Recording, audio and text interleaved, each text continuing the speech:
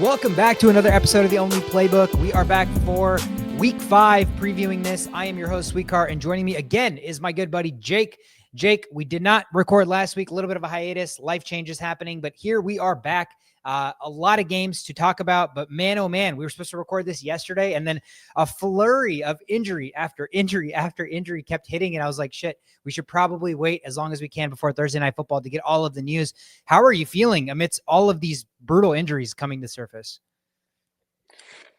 It's crazy. I mean, my fantasy team is looking rough right now. I mean, I'm having to trade out of some of my best players. As you know, CeeDee Lamb now gone off the team. So it's been tough. It's hard to field a roster, but fortunately everybody else is dealing with it too. So yeah, I would say that's the one good thing is it feels like it's sweeping the league or whatever league you're in. There's just so many different players getting hurt. So it is impacting lots of fantasy owners. And, that's why I think it's prevalent to discuss, these start sits, who we like this week. And there might be some hidden gem, anytime touchdown bets again, because there's so many injuries and so many people not playing. So a lot to talk about, Jake. Let's not mess around. Let's jump right into first things first, week 5. 14 games, I believe. 4 teams are on bye, so there's 14 total games. So we each have 14 anytime touchdown bets. We'll just go back and forth. Let's kick it off with Thursday Night Football tonight. 49ers at the Rams. 49ers absolutely decimated with injuries. There's virtually nobody besides CMC playing on that offense. So for the Rams, I'm going to take Devontae Adams. He's plus 120. I just think they're going to be able to move the football. They should be able to score. He's become a really, really nice red zone target for Stafford. And he's a mismatch. He's a mismatch basically anywhere he plays. And now with Puka leading the league in targets and yards and everything like that, you have to assume defenses are going to try to hone in on him a little bit more, maybe double him. So give me Devontae Adams, still a wide receiver 1 in my opinion at plus 120. Yep, I like it. Unfortunately, mine, if we would have posted this a little bit earlier, could have gotten substantially better odds, but the 49ers had their entire roster get depleted. I got Christian McCaffrey yesterday morning at minus 115. I now see that sitting substantially higher. I still think the juice may be worth it. I mean, if they're going to score, it's either him or the tight end. So I think Christian McCaffrey probably gets a very high volume of catches. I think he finds the end zone. I like it. I like that a lot. Like you said, if somebody's going to score, he's the only healthy person on their offense in terms of their first team offense, in terms of, pass catchers or running backs and stuff like that. So at minus 115, like if you would have gave us that price last year or the year before, or any year that CMC has been in the league, we would be hammering that. So I absolutely love that. Let's go over internationally where the Vikings are back to another international game, but this time they are playing the away team against the Cleveland Browns, who are starting Dillon Gabriel this week. They're starting Dillon Gabriel this week is what I said, Jake. And that's why my anytime touchdown bet is going to be the Vikings defense at plus 500. They were awful. The defense was fine last week, but the offense was atrocious. They lost that game. So another game internationally, I think they're going to come out hungry. And again, first career start for a rookie quarterback against a Brian Flores-led defense. So I'm banking on an interception, a sack fumble, something like that, where our defense is going to be hungry. Plus 500 for the Vikings defense to score. I like that a lot. Plus 500 is a good price there for that defense. I went Judkins. Looking at the weather reports, looks like there's going to be very heavy wind. I expect passing to be very challenging. And I think with Gabriel starting, like you said, the Vikings defense that is going to be blitzing heavy, they're really going to want to try to establish the run. I imagine Judkins and Sampson actually probably sees a pretty substantial amount of touches this week. Plus 170 for Judkins right now. So I think he's their best opportunity. Vikings do have a great run defense, but still think he can find the end zone. Yeah, he looks awesome. He looks the part. He's big, he's strong. He's kind of got it all. So, if there's it's similar to the CMC situation. If there's somebody on the Browns that's probably going to score a touchdown, it's probably going to be Quinshon Judkins. So, Texans at Ravens here. Ravens without Lamar Jackson. I just got the report that he's actually going to miss 2 weeks and then they have a bye. So, virtually 3 weeks without Lamar Jackson. And I took this before the price actually came out for him, but I wanted to bet Isaiah Likely to score a touchdown here. My reasoning here is he finally came back last week, played like 47% of the snaps, was not targeted, but this is a week where there's no Lamar Jackson. Cooper Rush is starting. They're taking on a Texans defense that's pretty damn good. They're good at stopping the run. They're good on the outside. So enter what I expect the Ravens to do is play a lot of 12 personnel, try to hand the ball off to Derrick Henry 30, 35 times, even if he's not efficient, and then utilize some play action off of that. That is where I think Isaiah Likely is going to leak out from that 12-man game and find the end zone if they were to score. So I think you're going to get a pretty good price at that. I don't have the price listed because when I went to go take it yesterday, because of the injuries, they didn't have anybody listed, but I'm willing to bet likely has to be north of plus 200. I would even be willing to bet that he's probably north of plus 300. So the price there is definitely worth it. He is supposed to be a big part of this offense, and being back next week, not being used at all, I think this is the week where they kind of have to use him if they want any shot at beating the Texans. Yeah, I actually went opposite side of the ball here with this one. So Ravens defense has been pretty atrocious so far this year, really let running backs do what they wanted to. I like Woody Marks here. So not taking Nick Chubb or any of the other starters there. I like Woody Marks. I think he's going to start to really see a heavy snap share there. Got in the end zone last week. I think this Ravens defense is very poor, so I think he can find the end zone again this week. He's got a lot of juice. He definitely shows much more juice than Nick Chubb does right now. So you would think that warrants him getting on the field a little bit more. So I definitely like it. He's probably got a pretty good price as well, right? Yeah, and the only youth in that running back room too. If you look at it, I mean, all those guys are old. Mixon may come back eventually, but you want to start rotating in the younger guys as running backs all their guys are really over the peak age already. So yeah, absolutely. Speaking of youth, the Giants are traveling to New Orleans to take on the Saints. My anytime touchdown bet is the youth man himself, Cam Scadaboo for the Giants, minus 110 to find the end zone. He is now the lead back for this offense. Listen, I love Jackson Dart. I think he shows a lot of promise, but he cannot last in the NFL if he takes the level of hits he took last week. They ran him like 10 different times, so you got to love the fact that he scrambled and found the end zone. But I think if the Giants want to view this as a long-term plan, they cannot afford to let Jackson Dart get hit as much as he did. The Saints are a very, very leaky defense, so they should be able to run the football, should be able to move the football, even though there's going to be no Malik Neighbors. And if they're going to find the end zone on the ground, it's probably going to be Dart or Scadaboo. Dart got in last week, so let's get the big man in this week. Cam Scadaboo at minus 110. Yeah, kind of led me in perfectly there. So I actually have Jackson Dart for this one. So I saw it at plus 210. I feel like that's a very good price. He likes to run the football. He did it a lot at Ole Miss. He was very effective with it.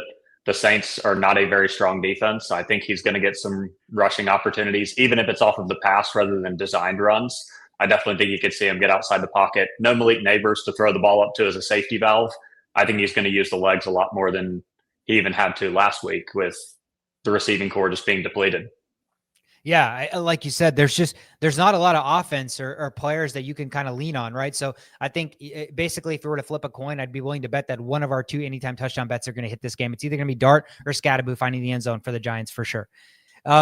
Raiders traveling to Indianapolis to take on the Colts here. I am going to take the Colts tight end, Tyler Warren, at plus 175.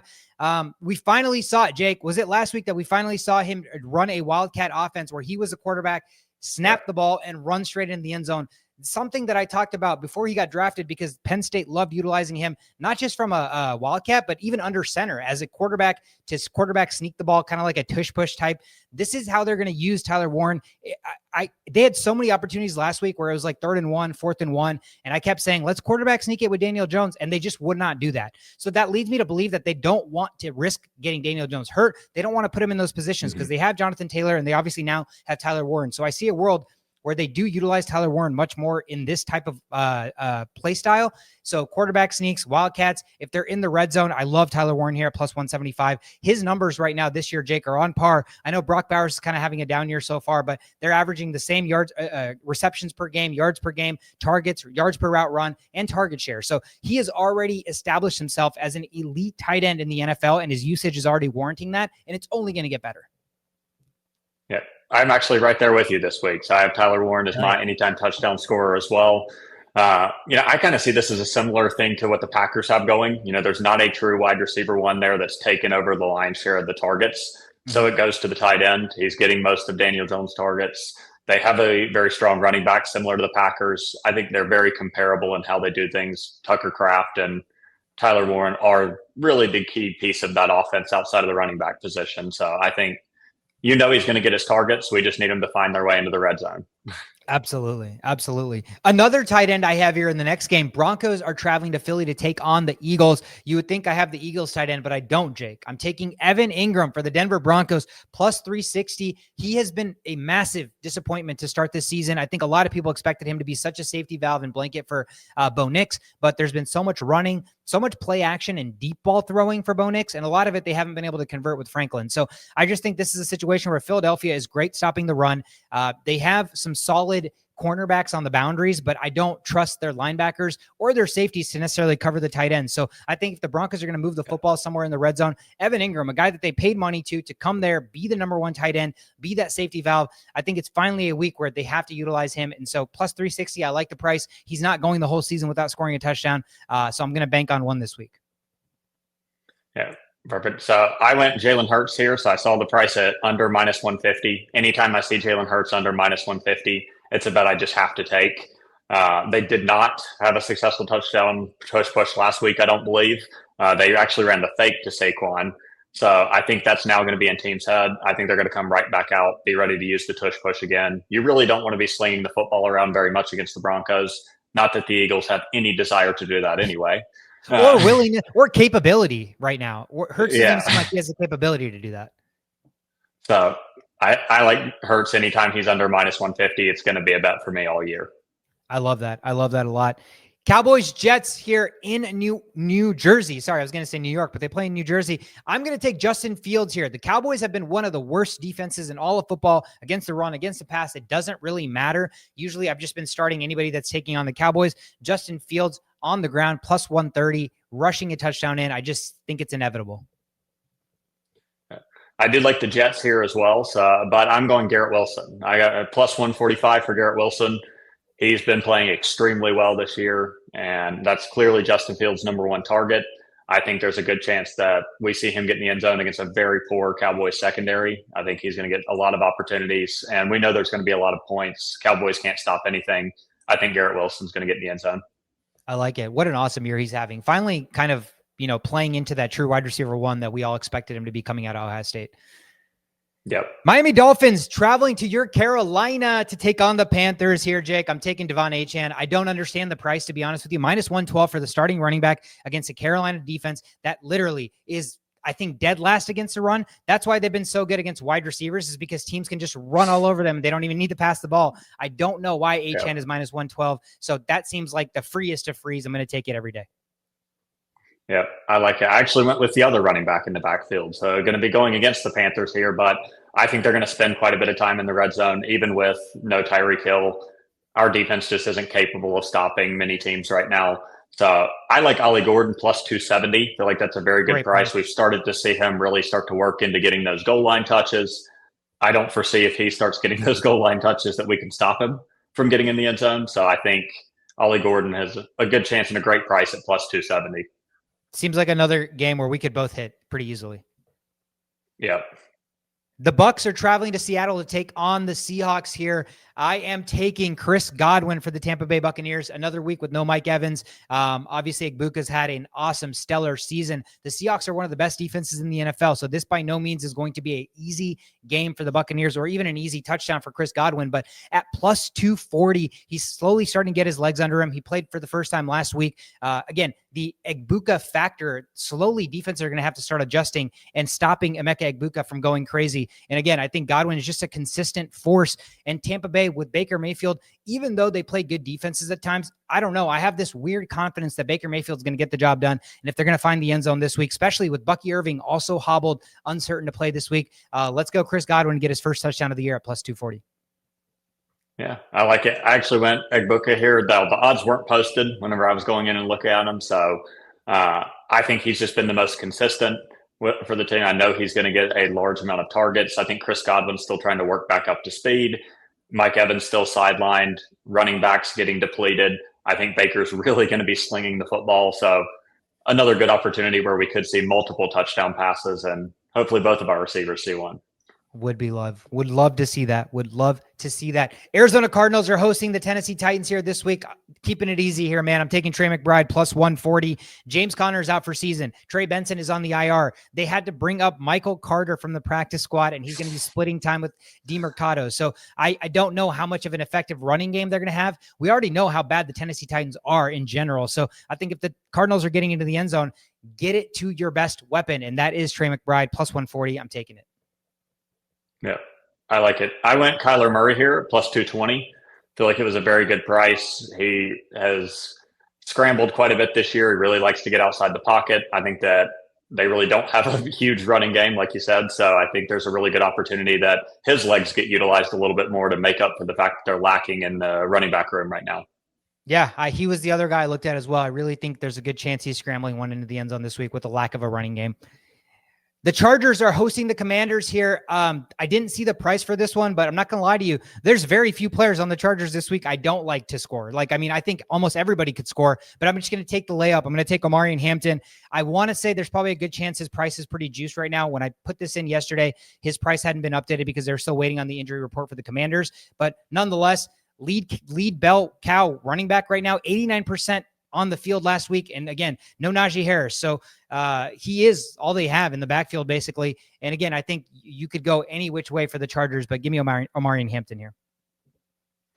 This one's a little bit of a praying bet for me, I believe. As you know, I just traded for this guy in fantasy. So I need Ladd to find the end zone this week. I really need him to, and I think his price, I didn't also didn't see it. It wasn't quite listed yet. I imagine that one's probably going to be a lot more favorable. He's obviously struggled pretty substantially to start this year. I think this is a great week to pick him back up. Commanders have not had a great defense against the pass. You really need to start building some confidence back up there. What better way to do it than help him find the end zone this week? I like it. If there's a matchup to get him, funnel him some targets, get him going, it is definitely the Commanders' leaky secondary. The Cincinnati Bengals, another leaky secondary or leaky defense in general, they're going to be hosting the Detroit Lions in that offense that after week one has looked like they basically didn't lose Ben Johnson. So this is a week where I'm going to take Jameson Williams plus 200. Big play capability. Again, they've talked all about how much they're going to use him in the offseason. Similar to that Commanders matchup, this is a prime matchup for them to try to hit on those deep balls with Jameson Williams, or even get him something like a slant or a drag and just let him run after the catch. I think a big play is waiting to happen against this terrible, terrible secondary for the Bengals. So give me JMO at plus 200. I like it. This was just too good of a price for me to turn away. I know there's been a lot of struggles on the Bengals offense. The passing game has not been anywhere near what it could be. But when you get Jamar Chase at plus 160, I feel like that value is just far too strong. If somebody's going to find the end zone, he's getting the lion's share of the targets. We've seen Higgins is really struggling. Chase Brown has been almost fantasy irrelevant so far this season. Chase is still going to get his targets. We know he's one of the best receivers, I believe the best receiver in football. I think he's going to find the end zone this week. Just need Browning to be able to get him the ball. My fantasy team would greatly appreciate Jamar Chase getting into the end zone. So I would absolutely love to see that. Divisional matchup on Sunday Night Football. The Patriots travel to Buffalo to take on the Bills. Again, this one was one I did not see a price for it. This one may be juicy, but I don't know how. I cannot take Josh Allen here to find the end zone. Patriots defense hasn't been good. Buffalo's offense has been pretty much clicking on all cylinders. I'm sure you could take James Cook. That would be a layup because he's probably going to score every single game this year is what the trend is telling us. But I'm going to take Josh Allen to find the end zone. I wouldn't be surprised if, the Bills score 5-6 touchdowns this game. Yeah. Surprisingly, I went on the Patriots side of the ball here. I really love the storyline. I think Stephon Diggs is going to find the end zone against the former team. I think they're going to really try to force feed him the ball. We know Drake May is incredibly accurate. He's still an elite route runner, even at his age. I think this game will mean a little bit more to him, just being with a former team. I think they're going to really try to target Diggs and get him in the end zone. I like that. That would be an awesome revenge. And at plus 190. Yeah, great price. And he finally had a pretty decent game last week, right? So momentum is on the up and up. Let's see if he can keep that continuing in a matchup against his former team on Sunday Night Football. So definitely in the spotlight, something, a guy like Stephon Diggs, the diva, absolutely thrives in. So I really, really like that. Monday Night Football, the Chiefs are traveling to Jacksonville to take on the Jaguars here. Boy, oh boy, I was surprised last week at the usage of Xavier Worthy and how good he looked, considering they said he was going to be playing with a sling, and based on his shoulder or whatever injury, he wasn't going to be able to lift his arms above a certain way. Did not seem to impact him whatsoever. He looks just as electric. He caught everything that came his way. So this week, let's get him in the end zone. Plus 150. The run game has been non-existent, whether it's an end around, whether it's one of those little shovel plays. They like to utilize these playmakers in space and get creative. This could be a week where they get creative and find Worthy in the end zone at plus 150. Yep, I'm right there with you on this one. I have Worthy as mine as well. Until Rice is back in that offense, Worthy is going to be the receiver number one. We know Patrick Mahomes is going to sling the football a lot in these games, especially with the run game being what it's been. So I think I have a very good chance of seeing him find the end zone this week. Yeah, absolutely. That is it for our anytime touchdown bets. Jake, let's move on to our start sits of the week. 4 teams on bye this week. The Falcons, Bears, Packers, Steelers are all on bye. So amidst that and then the plethora of injuries, again, some people are scrambling. Some of these questions are super random, kind of like how you asked me Blake Corum earlier. I'm like, yeah, but Kyron Williams is playing, but there are legitimate people out there that are like, do I still start Blake Corum? So so we'll definitely talk about that. First on the board here, are you starting Justin Fields versus the Dallas Cowboys, or are you starting Dak Prescott versus the Jets? They're playing each other. Honestly, it's tough. I could go either way. I mean, we know Dak's going to sling the football. He's played pretty well throughout the season so far. I think I would lean Justin Fields just because the Cowboys defense has been so poor and you get that running aspect that you just don't really get out of Dak. I'd much rather see Fields run in a touchdown or two, and that's going to give me a much better fantasy week. So I'd probably lean Fields, but honestly, I think you really can't go wrong with either. Yeah, I think both are honestly in a pretty good matchup. Like you said, we could see a shootout on our hands, but it's impossible right now in fantasy to not start Justin Fields. He just has so much value with his legs, and he's been able to unlock Garrett Wilson a little bit. So some of that passing game is also working. They're going to be without Braylon Allen, so looks like it could be also a lot of Breece Hall work, but they love to dump him the football as well. So give me Justin Fields there as well. This is a disgusting one. Rico Dowdle taking on the Miami Dolphins, or Justice Hill taking on the Titans. Man, this is so gross. So just setting the stage here. Rico Dowdle, the backup running back for the Carolina Panthers, is taking on the Miami Dolphins. Justice Hill, the backup running back for the Ravens, is taking on the Texans. The Ravens are without Lamar Jackson, so you're going to have Cooper Rush handing him the football, throwing him those checkdowns. Or again, are you taking Rico Dowdle, who's the backup to an already horrible Carolina offense that is featuring Chuba Hubbard, who is a little bit hobbled? I'll start here. Honestly, if you want my honest opinion, I think this is a situation where I am going to take Justice Hill. I just think the Texans may do a really, really good job of stuffing the run on first and second down. We talked about it. Maybe the Ravens will have to play a lot of 12 personnel because, again, no Lamar Jackson. So if that's the case, I could see 8-9 man boxes. And so if they're really, really honing in on stuffing Derrick Henry, there's going to be a ton of third downs.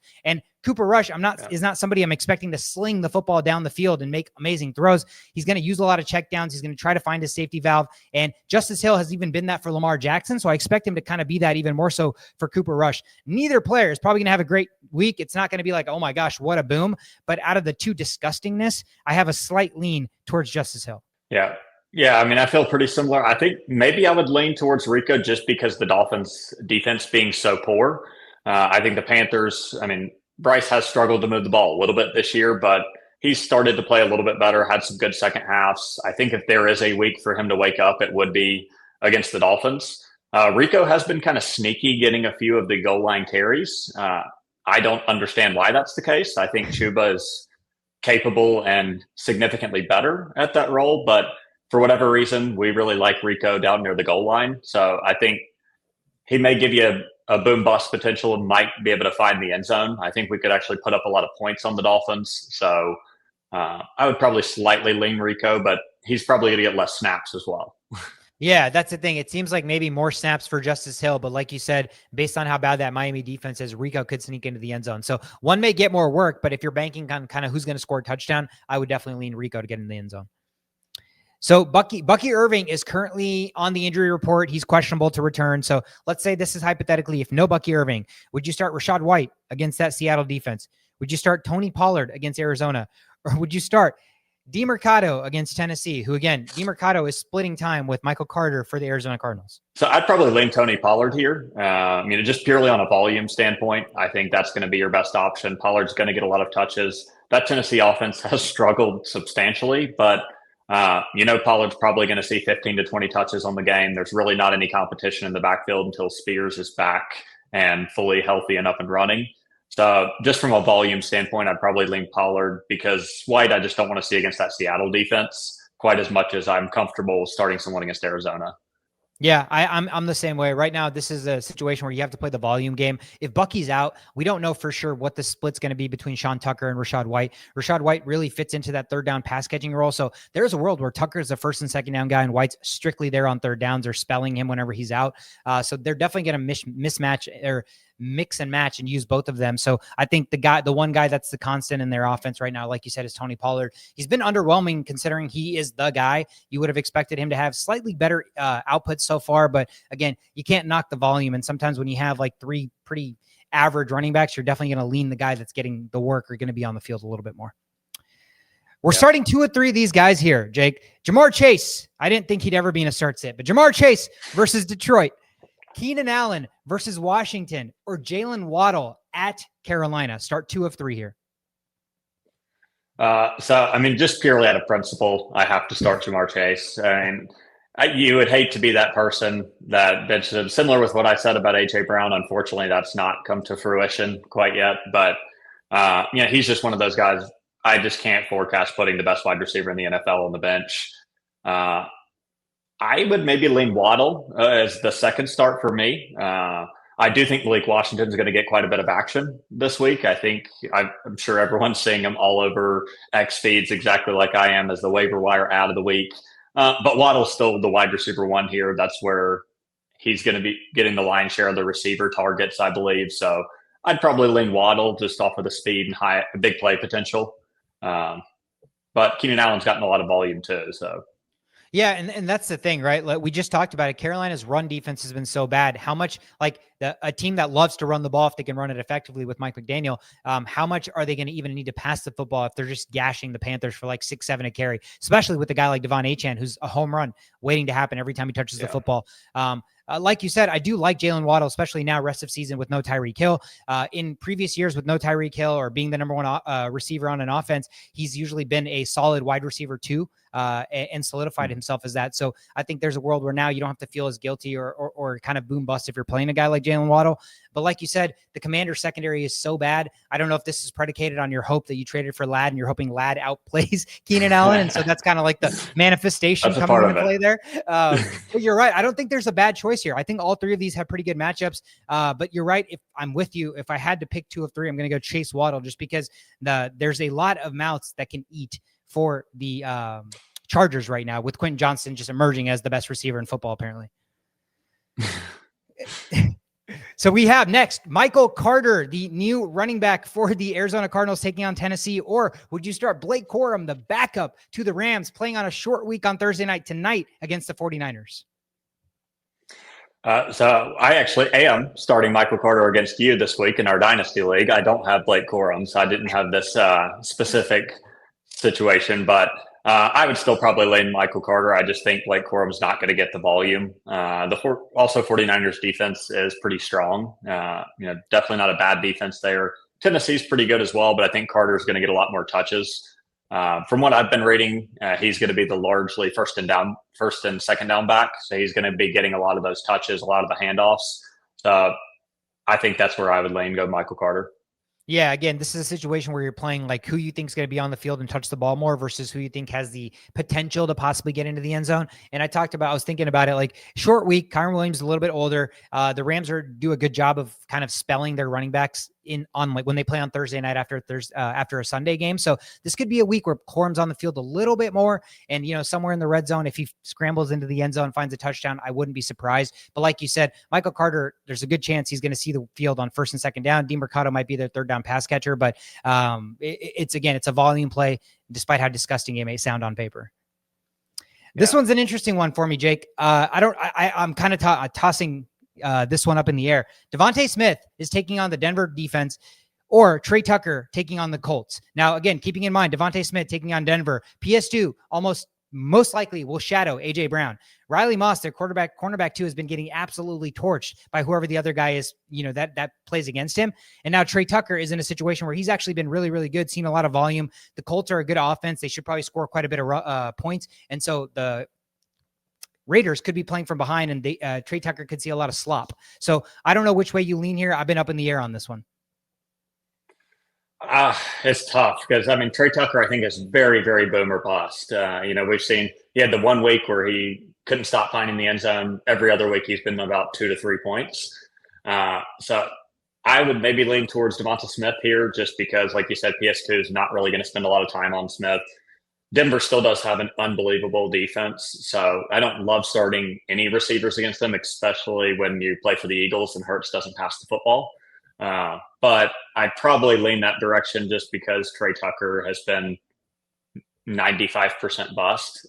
But if you could get a boom week, the Colts could be an opportunity to do it. Yeah, it's one of those where you're based on your roster construction is probably how you're going to determine who you're going to start. I think Smith offers you a pretty safe floor this week because, again, if they need to throw the football, chances are they're not going to target AJ Brown as much as we would like, or I would like, considering I have him in two of my fantasy football leagues. But if that's the case, then Devontae Smith is an elite wide receiver too. And if he's taking on like your second cornerback and your second cornerback's already not that good, I just see a world where they might utilize him and make him much more of the focal point of the offense there. So I don't hate either or, but more so it's a principle thing where Smith's obviously the superior receiver. Trey Tucker may be in a situation where he gets much more garbage slop. And so it's just kind of one way or the other, but I don't hate either one this week specifically.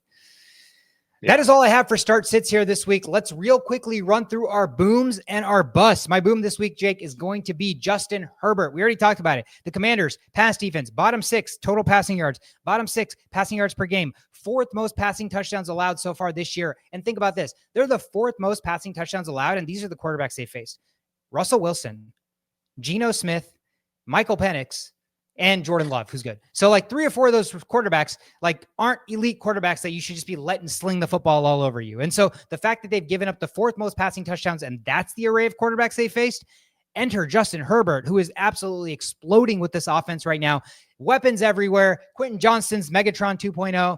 Keenan Allen's basically Ladd McConkey reincarnated. And so at this point, I just don't see a world where Justin Herbert doesn't have an elite day. He should absolutely feast.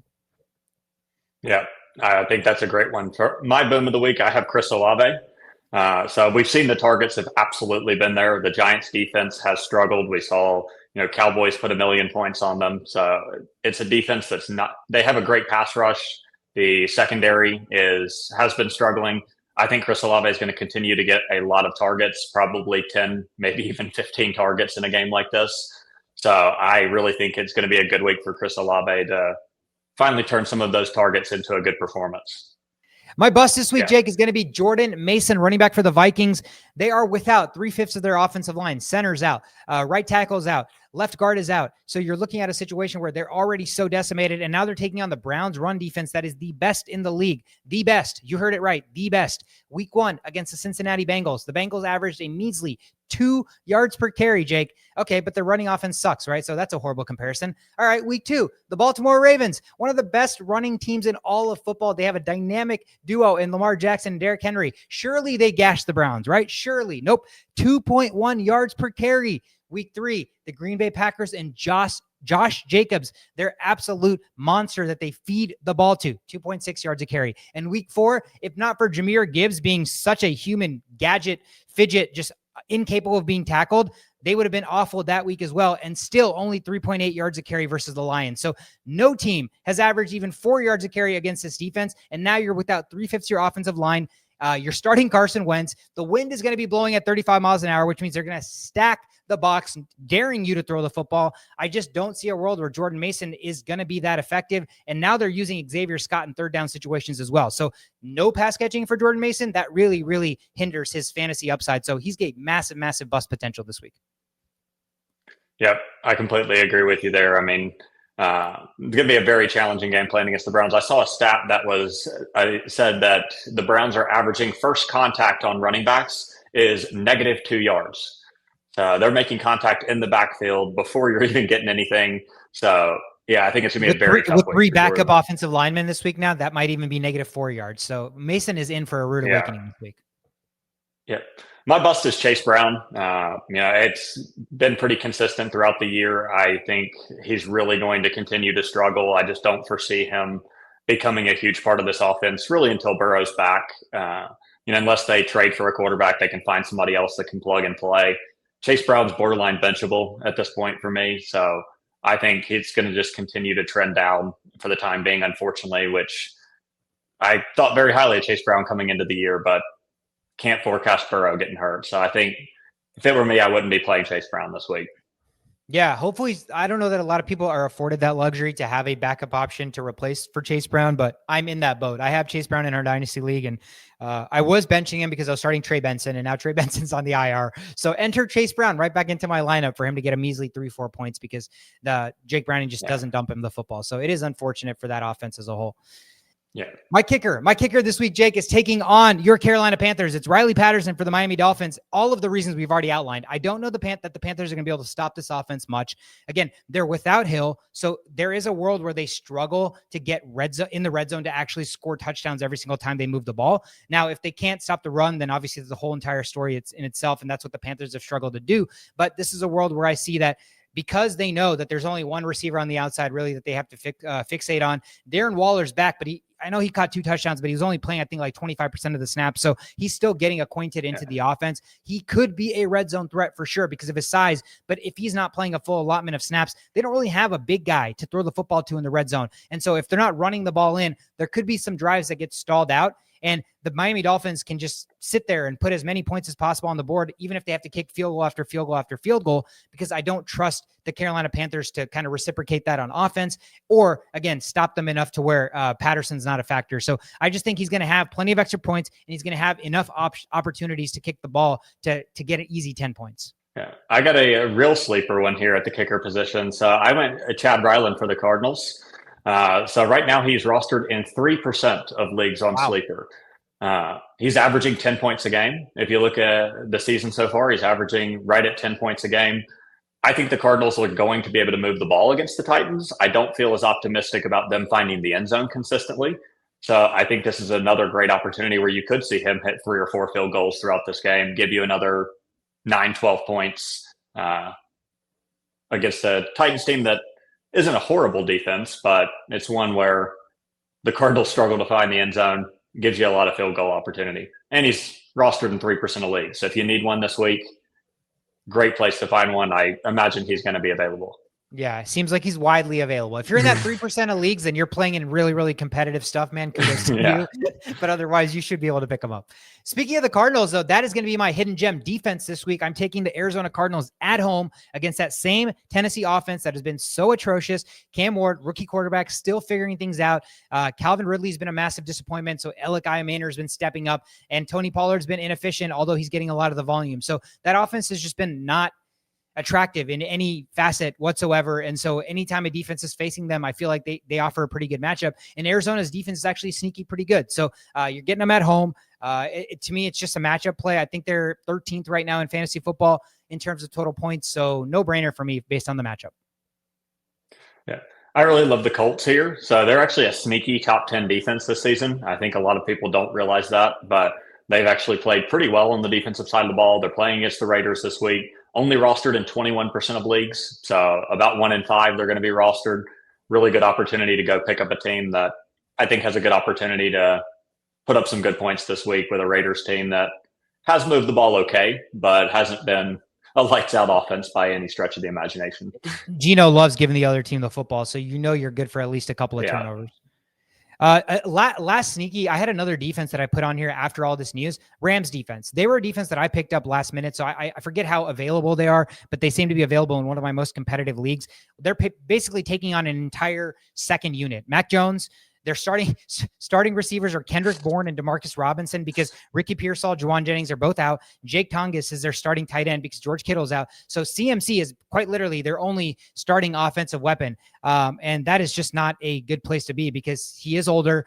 He has been battling injuries in the past. And it's a short week. So again, if this game starts to get out of hand quick, I could see a lot of Brian Robinson Jr. usage, which is just going to be a bunch of inefficient running the football. So there's a world where the Rams absolutely shut down this 49ers offense. So Rams defense, if they're available based on the plethora of injuries that we just saw hit the wave for who's not playing this week for the 49ers, they should be an easy start as well. That is all we had. That is all we have this week for week 5 preview. Thank you guys so much for tuning in. If you're watching, hit the like, hit the subscribe. It helps spread the word. Instagram, Twitter, TikTok at The Only Playbook. I am Sweetcar. That is Jake. Let's cash some bets this week. Hopefully we all sweep our fantasy football leagues. Last week I actually was undefeated, Jake. I won all 4 of my leagues. It's the first time this year that it's happened. So it was a great feeling. Let's try to carry that forward to week 5. Shall we? Yeah, absolutely. I got 3 wins last week as well. So sitting in a good place. One of us is not winning in every league this week because we play each other in Dynasty. So one of us is going to have to lose in at least one of them. Dang it. Well, maybe we'll tie. So we'll see how that goes. But thank you guys again so much for tuning in. We will catch you next week. See you.